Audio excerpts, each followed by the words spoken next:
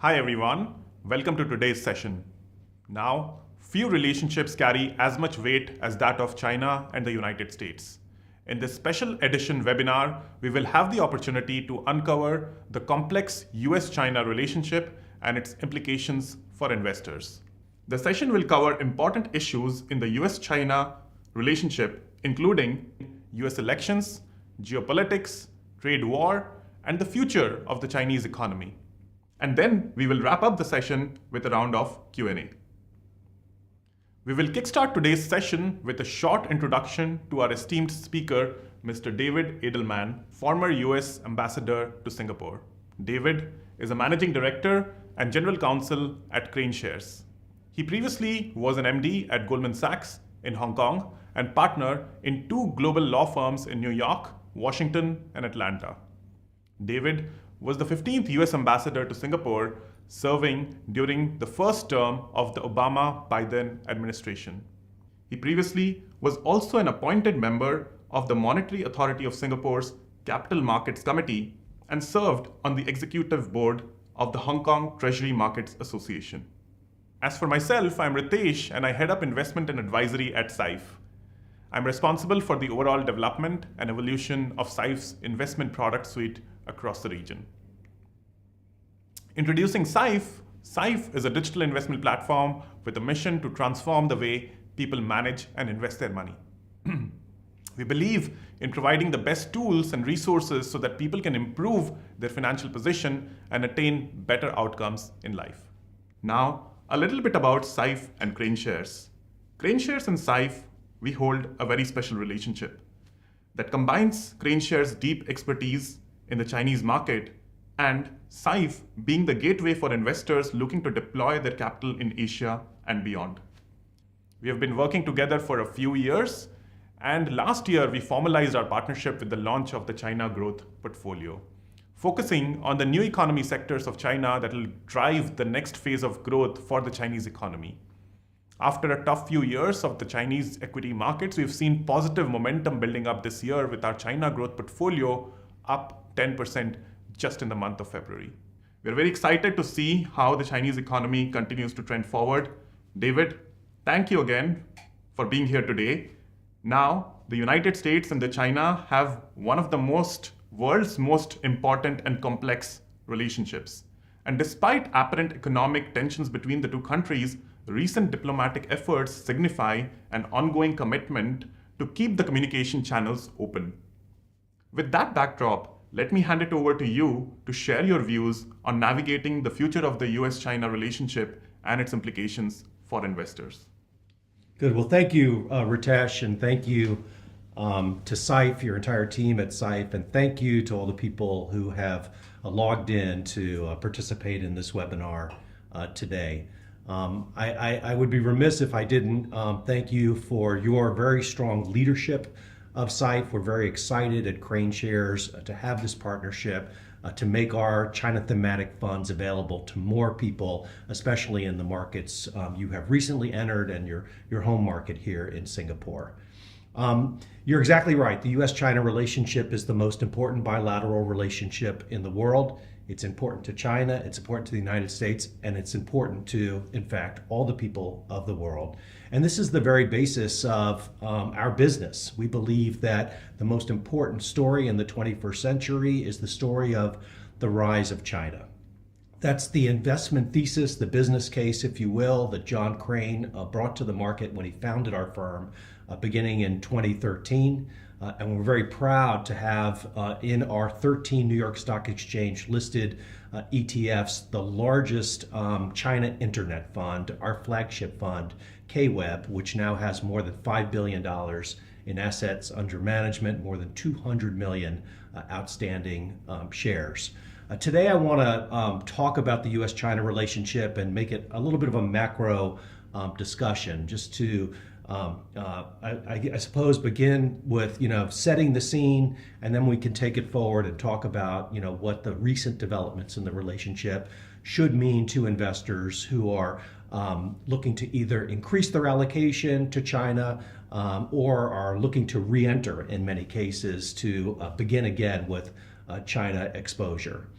So let's start with some of the big issues. If you and I, Ritesh, were having this conversation even only 18 months ago, we would probably be talking about the potential of delisting Chinese companies from the U.S. exchanges. We most certainly would be talking about the prospects of potential COVID-related lockdowns and maybe a return to the very extreme policies of the Chinese government.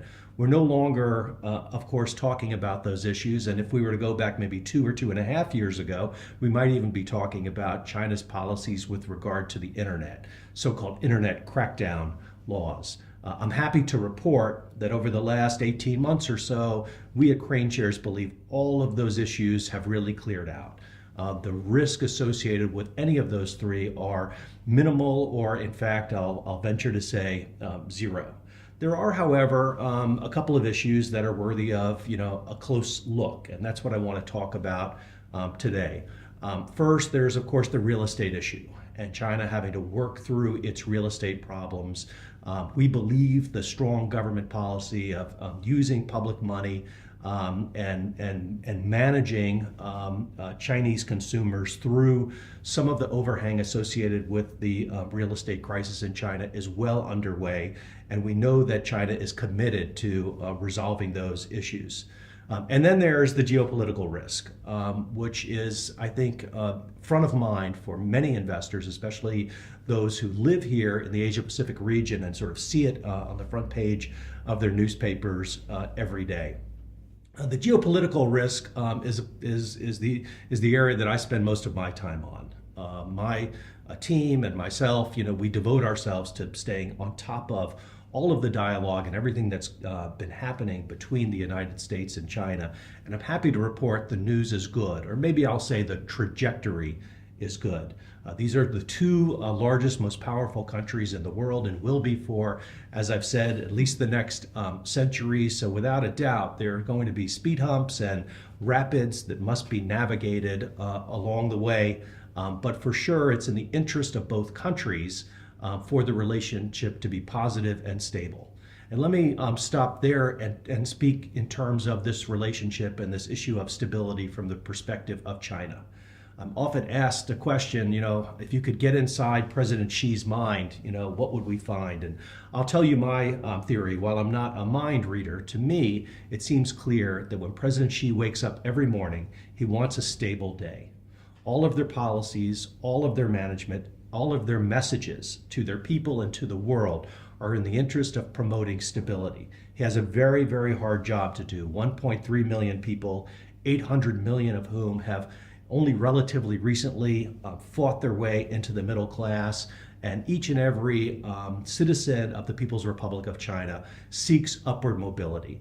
And in order for the Chinese Communist Party and President Xi to manage that, he, before any other issue, must promote stability in China. Now, with regard to the United States, the U.S. position as it relates to China has evolved. When I was in the government, in the Obama administration, we promoted the so-called pivot to Asia and prioritized an engagement with China. The idea that was forwarded by my former boss, Secretary of State Clinton, and President Obama was to engage on all fronts with China on the belief that our increased engagement would bring China closer and would help us manage to a place of true cooperation or collaboration. Now, of course, that evolved over time. And it's not important sort of what the causes of that were, but there was certainly some erosion of the trust between the United States and China. And by the end of the Obama administration, we entered a more cautious time in both Beijing and Washington, where increasingly we were moving towards a competition which ultimately, I think, on both sides of the Pacific was intended to ultimately lead to cooperation or collaboration. Now, what happened with the very fateful election of Donald Trump is that cooperation or competition, as President Obama put it, quickly moved to a confrontation. Donald Trump believed that the best way to manage the U.S.-China relationship would be to confront China, and that confrontation would ultimately lead to cooperation or collaboration. And as a result, we had 4 years of very intense economic policies that were designed to not just have the United States run faster than China in the competition, but actually to try to slow down China. Most prominently, this took the form of 25% across the board tariffs on all goods imported to the United States from China. And of course, that led to a drag on the American economy and contributed to, I would say, wasn't necessarily the sole cause of, but contributed to the inflation that American consumers faced. Of course, Trump was defeated and became a one-term president, and that conflict or that confrontation-based policy was handed over to the Biden administration. A lot of my friends and former colleagues in the government got promotions and are now leading the U.S. government foreign policy, especially globally, and as it relates to China. People like Jake Sullivan and Anthony Blinken and Kurt Campbell all served with me during the time when we were promoting engagement.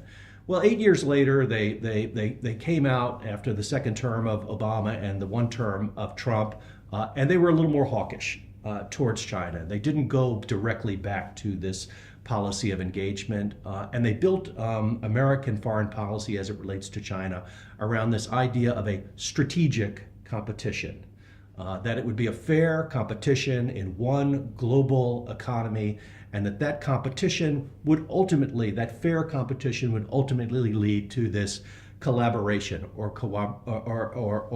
cooperation between the United States and China. And I would suggest to you that that policy thus far has been fairly effective. It certainly is reflected in the strength of the U.S. economy, and I think it is increasingly reflected in the momentum that the Chinese economy seems to be building once China is able to satisfactorily resolve the real estate related, the property related issues. And there are some good milestones for investors to look to. In my business, as a diplomat and businessman, I try to focus on the amount of communication there is between Washington and Beijing, and that has markedly increased over the last 6 months or 1 year. John Crane, our CEO, and I were lucky enough to be involved with President Xi's dinner in November in San Francisco on the margins of the APEC summit. We also attended the Biden event that same week. It was a very interesting contrast in the style of the event. President Xi did a Chamber of Commerce type of speech where he addressed American business leaders. President Biden had a fun cocktail party and performances by Gwen Stefani and other American singers. But nonetheless, the message that they were sending to each other was the same. And that is, it's important to put a floor under the U.S.-China relationship, that the rising tide should ultimately lift boats on both sides of the Pacific. And they came to agreement on 3 very important issues. For President Biden, it was a priority to have China work with the United States to try to eliminate the flow of precursors to fentanyl to the United States. America is suffering from a fentanyl-related crisis, and President Xi immediately agreed, and in fact, by all accounts, the execution on that agreement has been stellar. Washington is very happy with the way Beijing has worked collaboratively with the United States to cut off the flow of fentanyl to the United States. The second agreement was one that was very important to President Xi. President Xi is discouraged that the number of U.S. students studying in China has dwindled to almost zero. In fact, it is less than 1,000 American students studying in China. He believed that building that floor under the U.S.-China relationship required a more free flow of student and scholarly exchanges. And in fact, President Biden committed to put the United States government effort into promoting those exchanges, and that is well underway. It takes a little bit of time to build up the pipeline of students going to study in China. But by, again, all accounts, the United States is putting its full effort into making sure that the numbers are boosted again, hopefully closing in on the pre-COVID levels. President Xi identified 50,000 U.S. students over 5 years. And as I've said, my sources tell me the United States will help China meet that number and in fact exceed that 5-year target number. Now, the third agreement perhaps is the most important one, even though it received the least amount of attention. And that is that both leaders had as a priority an increase in military-to-military communication at the highest level. And this is something that people in my community in diplomacy and security found to be especially important. And in fact, the execution on that has again been terrific. In January of this year, for the first time since COVID, high-level Chinese military officials met in person at the Pentagon. Why is that important? It's important because most people in the diplomatic and security community do not think the United States and China are going to go to war, but are very careful to note that there's the potential for an accident or a misunderstanding. There's a lot of military hardware that is in the region, almost, just off the coast of Singapore in the South China Sea, and there's always the potential for some mishap, some miscommunication that could escalate into something much more dangerous. And history tells us the way to prevent that type of mistake is to promote and maintain robust military-to-military communications at all levels. And I'm very happy here to tell you and to tell the Syfe community that that is very much underway. And people on both sides of the Pacific, in the MINDEF in Beijing and in the Pentagon in the United States, are sleeping better every night as a result. I know we'll talk a little bit more about the state of the relationship when we get to the question and answer sessions. Now, of course, this year is a political year in the United States, and we undoubtedly are headed for a rematch. It's going to be, for the first time since 1912, two former presidents running against each other. Excuse me, I misspoke, Ritesh. 1812. Wow. And then it was in 1892 when there was immediately after the Civil War a rematch of two candidates, not two former presidents. So this year in the United States is kind of a once every century event where we have candidates with these types of histories running against each other. What does it mean for U.S.-China relations? As I mentioned, President Biden, when he was the vice president, was part of this team that promoted this engagement to lead to cooperation. Of course, President Trump led the confrontational foreign policy towards China. So what does that mean with regard to the outcome? Let me say first, I'm not going to predict the outcome of the U.S. presidential elections, other than to say it'll be very close.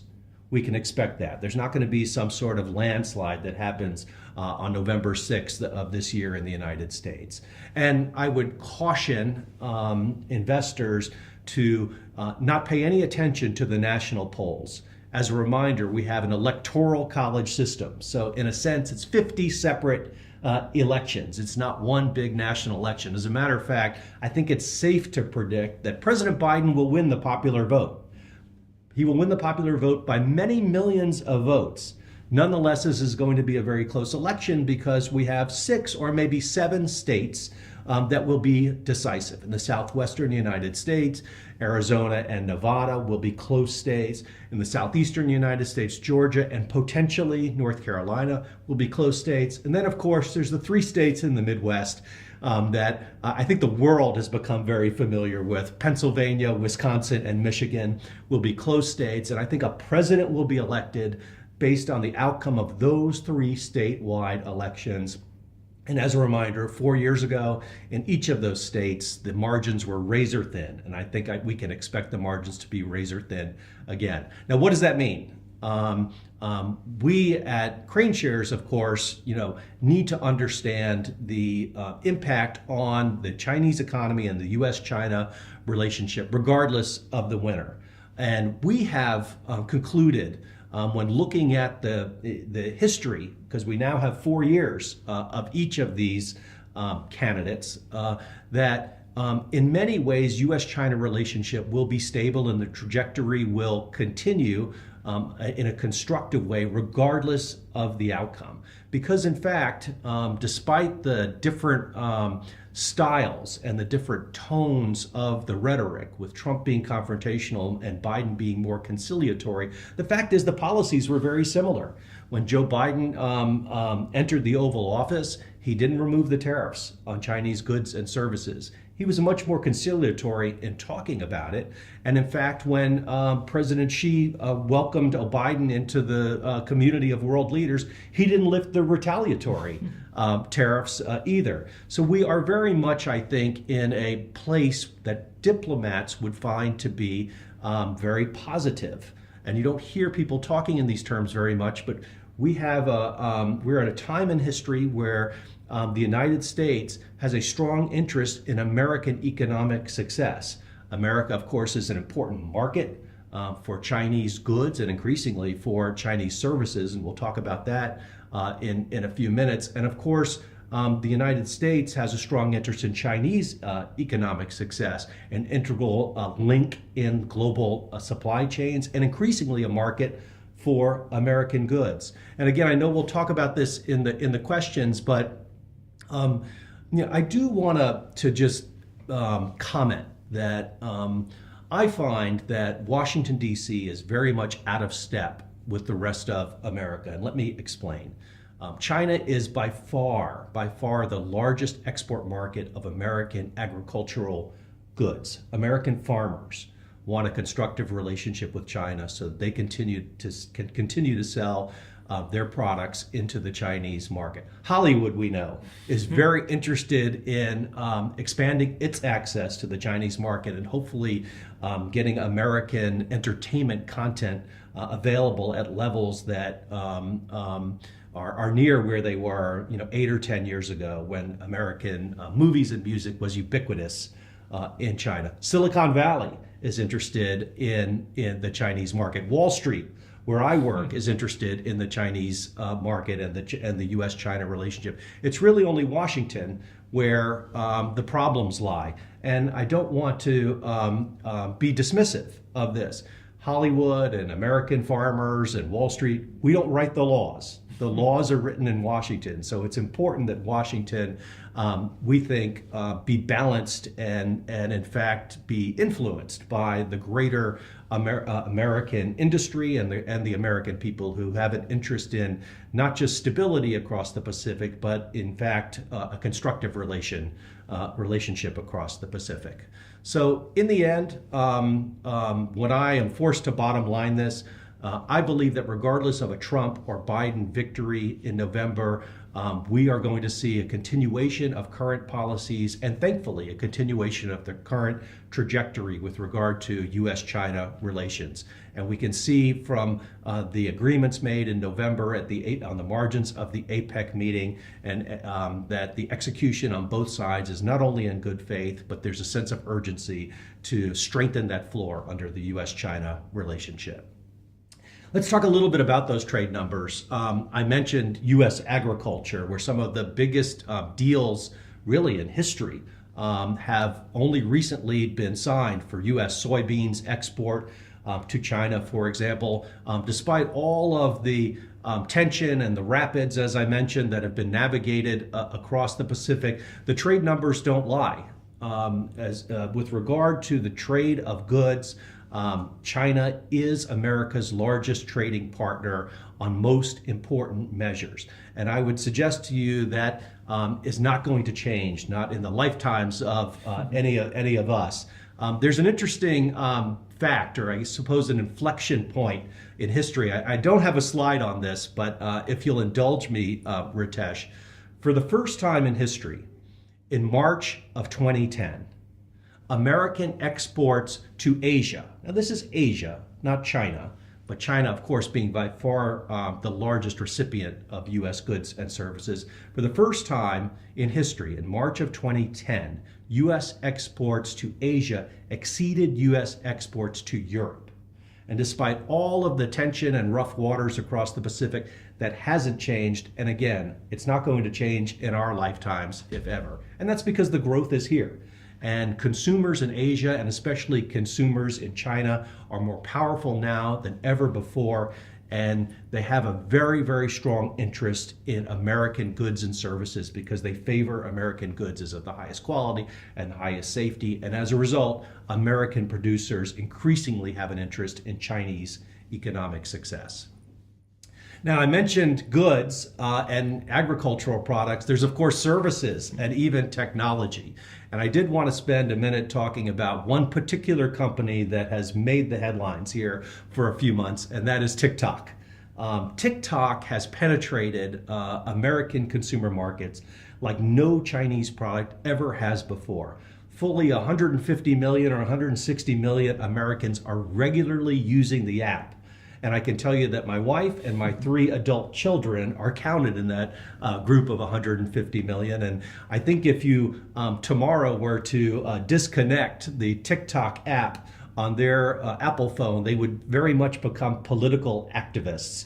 And that probably goes for many, many tens of millions more. I'll venture to say, should the app be somehow disabled on American iPhones, that there could be a revolution of sorts in the United States. And American politicians know that. They're trying to find a solution where they believe they must address a security and data related issue, but they're finding that American consumers can protect themselves and American consumers to take the risks they want to take, and most importantly, American consumers and American businesses are benefiting from the availability of this very amazing TikTok platform. American businesses are advertising on TikTok.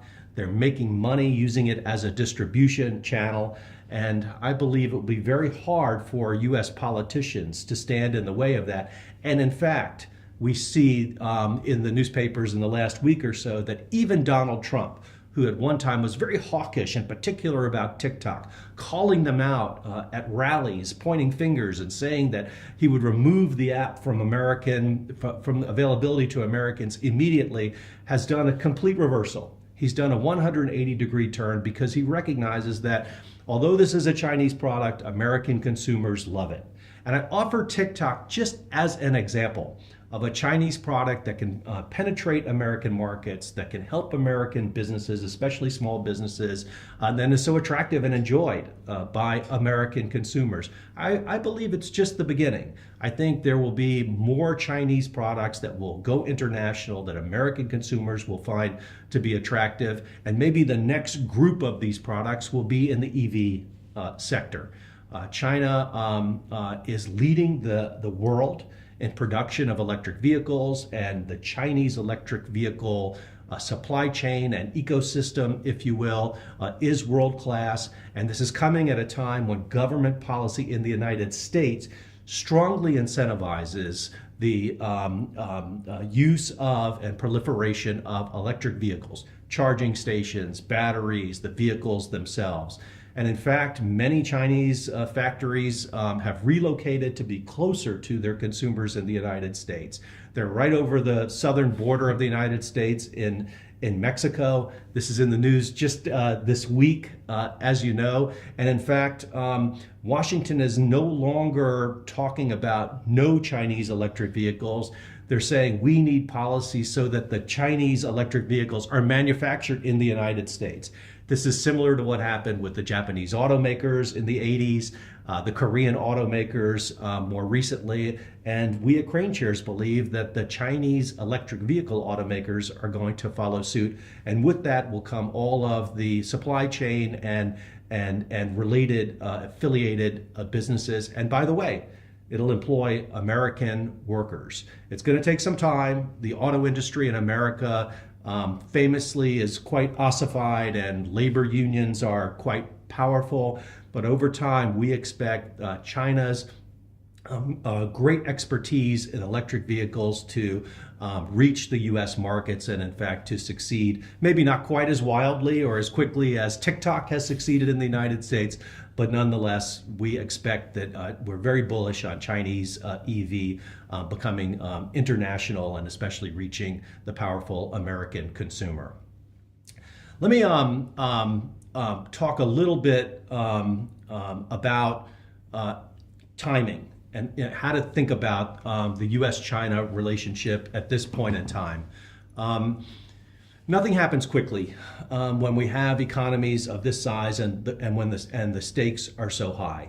So, we at KraneShares have paid careful attention to valuations, and we think that there is a lag with regard to the valuations of Chinese companies, and this is especially so in the tech industry. I've got a slide here I want to jump to in the interest of time. Let's see.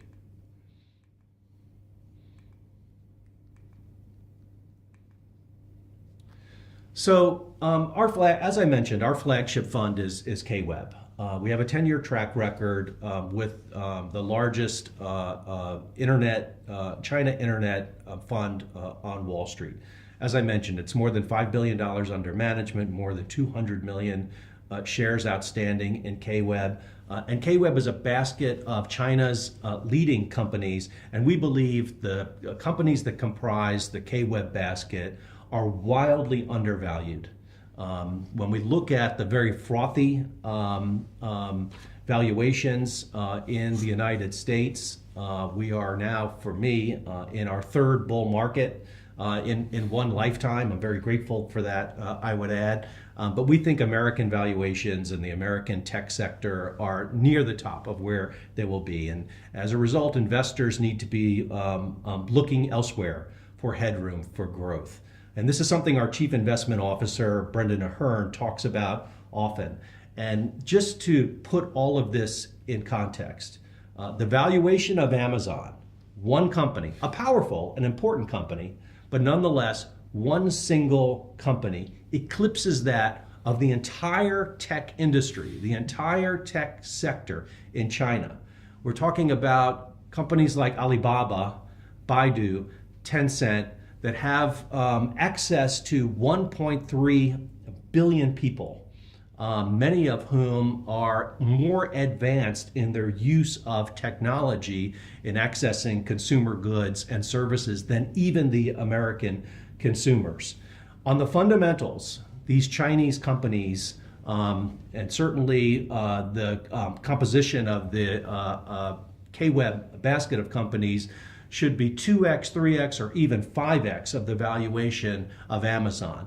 But because of consumer sentiment, because of investor caution about China, that we believe it was mostly driven by those few factors that have now been cleared out from China-related risk. Because of that, the lag has undervalued these China internet companies. And so we think the time is now for consumers to take a close look, especially at China internet, and we expect the movement to begin in the first quarter of 2024. 2025. We believe that China is very much on sale, and that KWEB would be the place to enter the China market.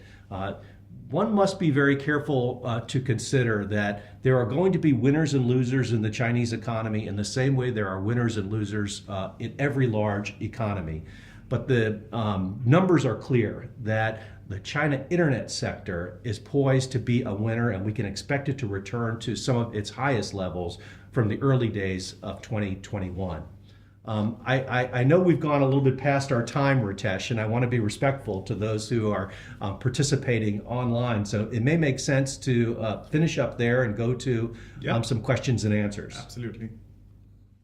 All right. Thanks, David. Yeah. That was really insightful.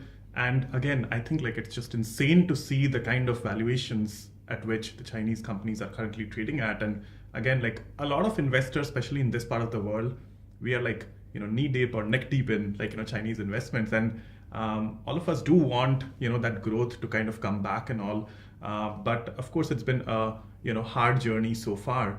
But just looking at the gap that you talked about, from an Amazon standpoint and the whole K-web, certainly the impact that the Chinese economy has is severely underrepresented in the global markets. Now, in terms of the things that I would like to focus on, maybe I'll divide it into 3 or 4 different parts, right? So we'll start with US politics, right? I think you talked a lot about those. We will go a little bit more on the wider geopolitics per se, and then we will come to a little bit of trade war, a little bit of these new sectors like EV, semiconductors, etc. What's going on, and the services side of things, and the consumer side of things like TikTok, etc. that you mentioned as well. Again, great points about all of these, and gives us a lot of foresight as to what's to come as we move forward. And then I think more importantly, what does it mean for investors? Sure. And what can we look forward to? Sure. So kicking that off, I think the first question, of course, is if and when if Trump comes back. Obviously, you talked about it from a perspective that he was very hawkish on China when he started his first presidency, and more recently we see a change of sorts, right? You said he's taken a 180-degree turn, when he talked about TikTok, etc. and all. Do you see if Trump does come back, will he continue some of his policies that he had pursued, where he put America first, and meaning that we favor the more local? There's been some implications even from a supply chain standpoint on these fronts, etc. But on the other side, there is a lot of geopolitics, which also mean that there needs to be, more cooperation, collaboration, military fronts you talked about and all as well.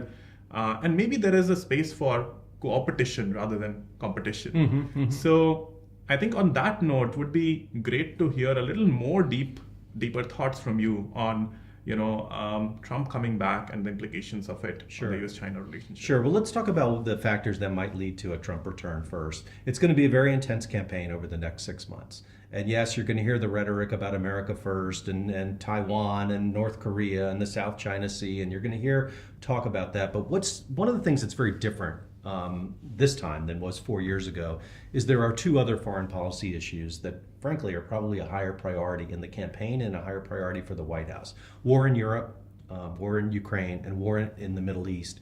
Both are probably in a higher position of priority than is China, which for those of us who are interested in the Chinese economy is good news. It's good news. It's not to say that the security and international relations issues related to China have evaporated. We still have 3 hotspots: Korea, as I mentioned, Taiwan, and the South China Sea. But I think, as I mentioned, with President Xi waking up every morning and saying, "Give me a stable day," I think we can expect, so long as we have a high level of communications, military to military communications, we can expect some sort of depressurizing, if you will, of the 3 hotspots between the United States and China.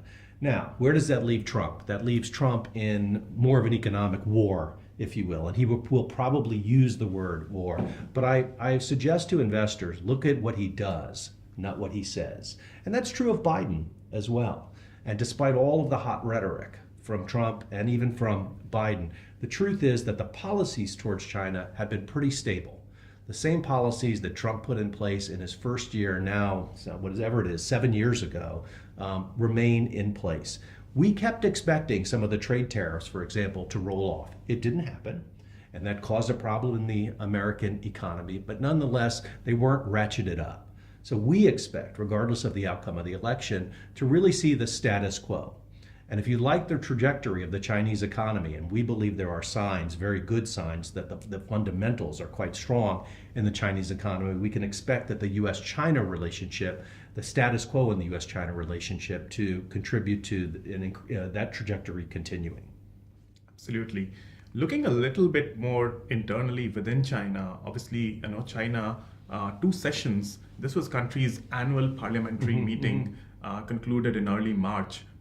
Now, what will be interesting is what were the key messages that we should look out for and stood out for you as well, and how could this kind of impact the relationship between the 2 countries? Yeah, well, first, what do we look for? We look for projected growth. In the People's Congress meeting, the budget was released and the expectation of, again, more than 5% annual GDP growth for China. It's very good news. Look, the days of double-digit GDP growth in China, I don't want to say they're over, but they shouldn't be expected to continue forever. We're growing on a much larger base now, of course, and so 5% on China's economy today is greater than 10% on Chinese economy 15 or 20 years ago. And it's those 800 million people who have found themselves or fought their way into the middle class that have made that happen. So I think the first and most important number is what's the annual GDP growth. The second number that's pretty interesting is the stimulus numbers. This is from the first meeting.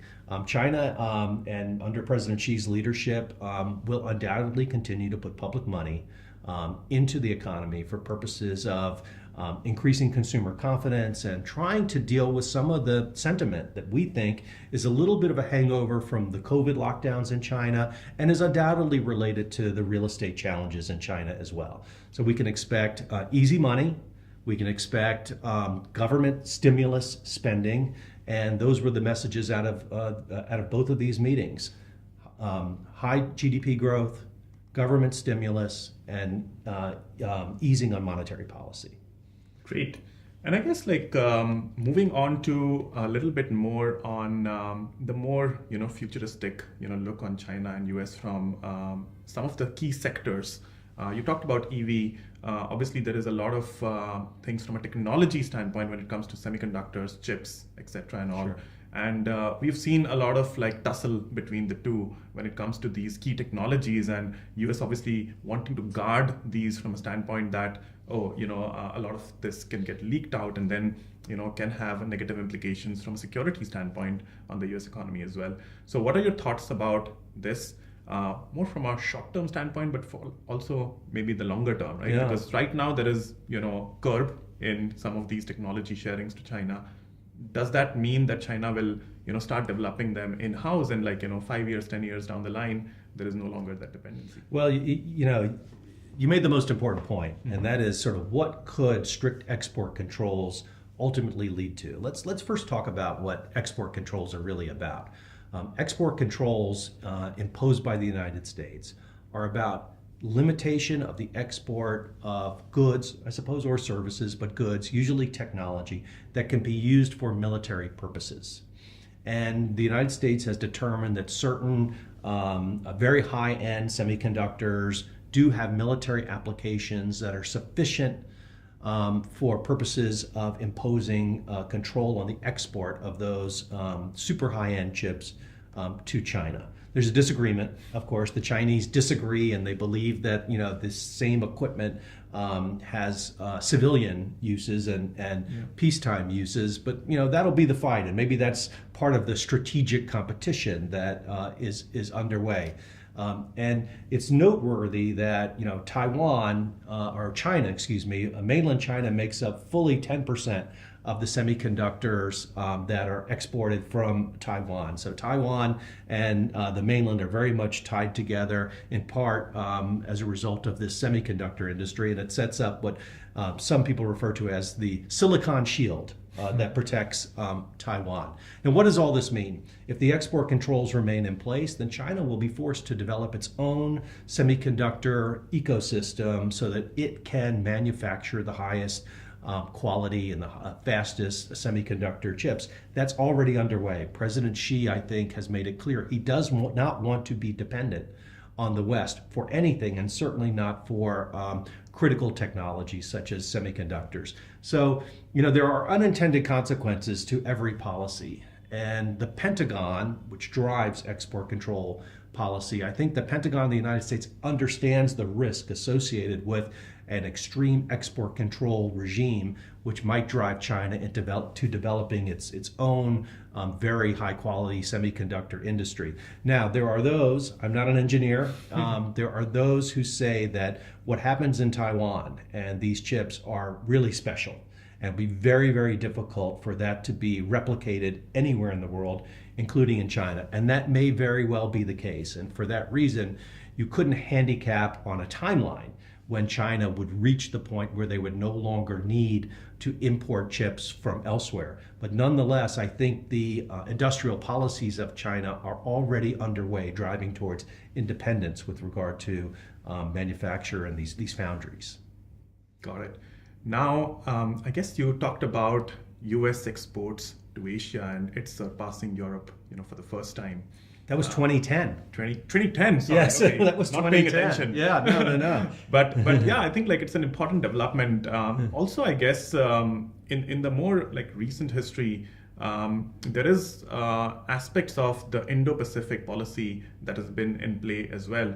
And whilst I think China has been looked at a more skepticism standpoint, over the last say 6 months, 12 months, etc., at least what we have noticed is we can see a little bit of a pivot from China to the other countries in the Asia Pacific like India, Japan, Sure.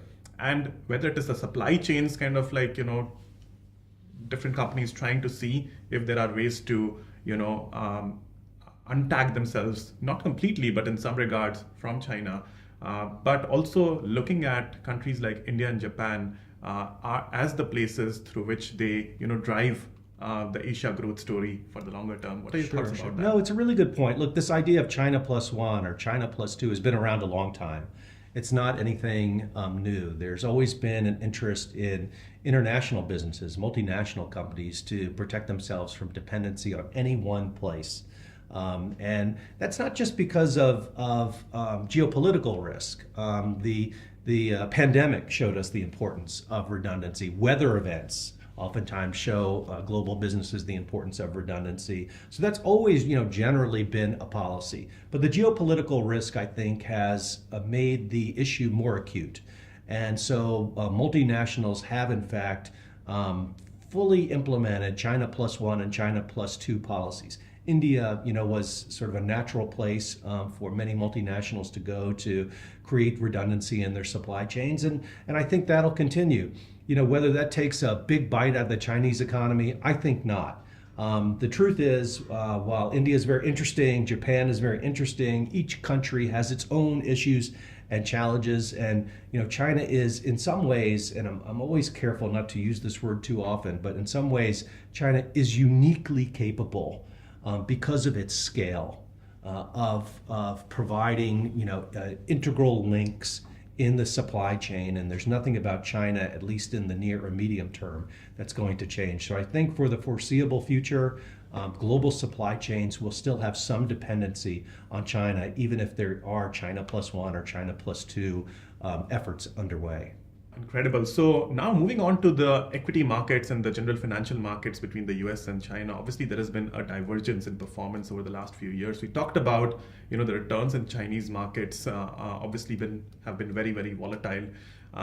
And coming to this part of the world where investors generally have a much higher allocation to not just China, but Asia in general, compared to, say, a US investor who will be more home biased from that perspective.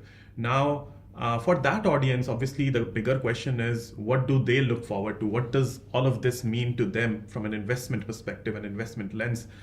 When it comes to China and its growth prospects, what are the sectors and what are the industries which will drive the future growth of China? And how should investors look at them? And are there ways for them to take, these opportunities? Sure, it's a great question. I'm glad you asked because, as investors, especially investors in Asia, we kind of have a front row seat to what's going on in the region and a front row seat with regard to the rise of China. But what do we do personally to participate in that, to realize returns from that? The great thing about China, of course, and this is very different from almost every other country around the world, is you get a 5-year plan. The government announces every 5 years, here's what we want to do. And we are now in the midst of, I guess, the second 5-year plan in which President Xi and the Chinese Communist Party has emphasized consumerism. They want Chinese consumers to spend, to improve their quality of life, and as a result to contribute to some independence for the Chinese economy. So Chinese consumer products are going to be one driver of the growth of the Chinese economy, and that's as a result of the power of Chinese consumers and very deliberate policies of the Chinese government. Another example is healthcare. China, very famously has an aging population.